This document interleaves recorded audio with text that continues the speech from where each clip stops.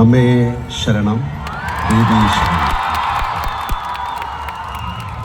ബഹുമാനപ്പെട്ട അധ്യക്ഷൻ, വേദിയിലും സദസ്സിലും ഉള്ള ബഹുമാന്യരെ, പ്രിയപ്പെട്ട സുഹൃത്തുക്കളെ, സഹോദരി സഹോദരന്മാരെ, ഭക്തജനങ്ങളെ, എല്ലാവർക്കും എൻ്റെ വിനീതമായ നമസ്കാരം. വാക്കുകൾ അപ്രസക്തമാകുന്നൊരു വൈകാരിക മധ്യയാണ് ഞാനിന്നീ ദേവി സന്നിധിയിൽ നിൽക്കുന്നത്. അകം നിറയെ അമ്മയാണ് സാക്ഷാൽ ദേവി. പിന്നെ ഈയിടെ മാത്രം എന്നെ വിട്ടുപത്രം ഇത്രയും വികസിച്ചിട്ടില്ല.